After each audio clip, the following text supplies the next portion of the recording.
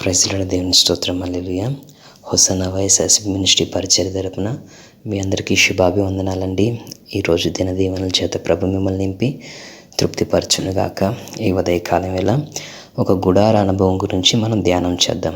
కీర్తన గ్రంథము 118 అధ్యాయము 15 వాక్యం. నీతిమంతుల గుడారంలో రక్షణను గూర్చిన ఉత్సవ సునాదము వినబడును. నా ప్రియమైన దీని బిడ్డలారా, నీతిమంతుల గుడారం గురించి మనం మాట్లాడుకుంటున్నాం. నీతి అంటే గల్తీలు రాసిన పత్రిక 3వ అధ్యాయం 6వ వాక్యంలో అబ్రహాము దేవుని నమ్మెను, అది అతనికి నీతిగా ఎంచబడెను.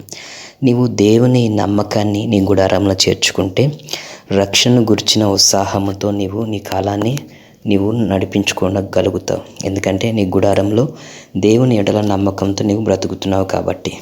నా దీని బిడ్డలారా, బైబిల్ గ్రంథంలో కొర్నేలు వ్యక్తి ఉన్నారండి.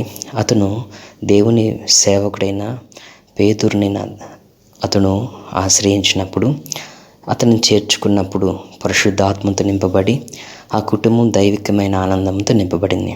ఆ రీతిగానే జక్కయ్య ఇంట్లోకి యేసుప్రభు అడుగు పెట్టినప్పుడు రక్షణ వచ్చిందండి. ఆ రీతిగా యేసుప్రభు అడుగు పెట్టిన కాడ రక్షణ. ఈరోజు యేసయ్య వాక్యం నీ వద్దకు వచ్చిందంటే నీవు రక్షించబడుతున్నావా అనేది ఒకసారి ఆలోచిద్దాం. ఆ రీతిగానే నా ప్రియమైన దీని బిడ్డలారా, యేసు ప్రభు ఒక సమాజ మందిరపు అధికారి ఇంటికి అడుగు పెడతారండి. మార్కు సువార్త 5వ అధ్యాయంలో ఆ మాట ఉంటుంది. నా ప్రియమైన దీని బిడ్డలారా, అయితే యేసు ప్రభు ఆ అధికారి ఇంట్లో అడుగు పెట్టగానే, అధికారి ఇంటిలో అడుగు పెట్టక మునుపు మరణం ఉందండి. యేసు ప్రభు అక్కడ అడుగు పెట్టినాక అక్కడ మరణించిన తన కుమార్తెని తిరిగి బ్రతికించుకొనగలిగిన ఒక అనుభవము అక్కడ మనం చూస్తాం. నా దీని బిడ్డలారా, మార్కు సువార్త 5వ అధ్యాయము 35 నుంచి 43వ వాక్యం ద్వారా ఈ యొక్క మాటలు ఉంటాయండి. ఆ రీతిగా యేసు ప్రభుని చేర్చుకున్న కుటుంబం మృత్యుంజయుడైన ప్రభుని చేర్చుకున్నారు కాబట్టి దుఃఖము కొట్టివేసి సంతోషకరంగా అనుభవాలు వాళ్ళు చూడగలిగారు. ఈ ఉదయకాలం వేళ నీ గుడారంలో నమ్మకాన్ని చేర్చుకుంటున్నావా, అపనమ్మకాన్ని చేర్చుకుంటున్నావా? యేసుని చేర్చుకుంటున్నావా, యేసు మాటను చేర్చుకుంటున్నావా? ఆచారాలు మనుషుల్ని చేర్చుకుంటున్నావా, మనుషుల మాటలను చేర్చుకుంటున్నావా? మనుషుల మాటలను చేర్చుకుంటున్నట్లయితే వాటి వల్ల నీకు ప్రయోజనం లేదండి. ఎందుకంటే దేవుని మాటను నువ్వు చేర్చుకున్నట్లయితే దావీదు అంటారండి 119వ కీర్తన 50వ వాక్యంలో, నీ వాక్యం నన్ను బ్రతికిస్తున్నది, నా బాధలు ఇదే నాకు నెమ్మదిని కలిగించుచున్నది అంటున్నారండి. నువ్వు దేవుని వాక్యాన్ని నీ గుడారంలో నీ యొక్క మనసు హృదయంలోకి జీవితంలోకి తీసుకున్నట్లయితే నలుదిశల నెమ్మదికరమైన అనుభవాలతో నీవు నడిపించబడతావు.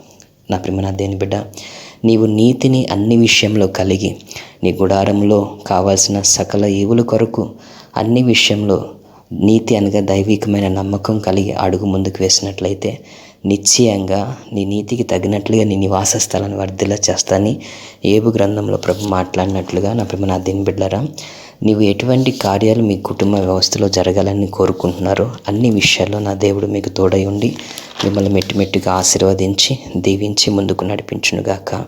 ఆమేన్.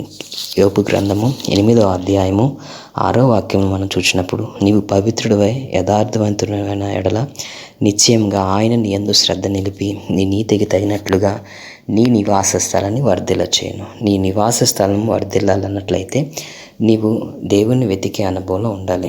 నువ్వు దేవుని వెతికే అనుభవంలో ఉన్నప్పుడు దేవుడు అన్ని విషయాల్లో నీకు ఆశీర్వాదాన్ని దీవెని అనుగ్రహించి నడిపిస్తాడు. ఆ రీతిగా నూతన కృపల చేత ప్రభు మిమ్మల్ని స్థిరపరిచి నడిపించునుగాక. ఆమేన్. నా దీని బిడ్డలారా, మీరు ఎటువంటి కార్యాలు ప్రభు ద్వారా పొందుతామని నమ్మకం కలిగి ఉన్నారు. ఉదయకాలం వేళ అన్ని విషయాల్లో దేవుడు మీకు ఆదరణ, విజయము, కృపను అనుగ్రహించి నడిపించునుగాక. మీ కొరకు చిన్న ప్రార్థన చేస్తామండి. కృపా సంపన్నేసయ్య, జీవాధిపతి దేవునికి స్తోత్రమయ్య. నీతిమంతుల గుడారం రక్షణ సునాదములు వినపడుతున్నాయని, దుష్టుల గుడారంలో అయా నెమ్మది ఉండదని మరి తేట తెలుగు నువ్వు మాట్లాడావు నా తండ్రి. నా ప్రభా, మా గుడారంలో నీతున్నదా ప్రభా, అపనమ్మకున్నదా అని మేము పరిశీలించుకొని మిమ్మల్ని చేర్చుకునే వారుగా ఉన్నామా, లోకాన్ని చేర్చుకున్న వారుగా ఉన్నామా అని పరిశీలించుకొని మమ్మల్ని మేము సరి చేసుకొని వచ్చినట్లుగా మాకు సహాయం చేయండి. ఈ దిన దీవెన చేత నీ బిడ్డలను తృప్తిపరచు. నీ బిడ్డలైన వారిని అన్ని విషయాలు ఆశీర్వదించి దీవించున్నాను. నజరుడైన యేసునామమున ప్రార్థిస్తున్నాను తండ్రి. ఆమేన్. తండ్రైన దేవుని ప్రేమ, తన కుమారుడైన యేసుక్రీస్తు కృప, ఆదరణకర్త పరిశుద్ధాత్మ దేవుని అన్య సన్నిధి సహవాసం కృప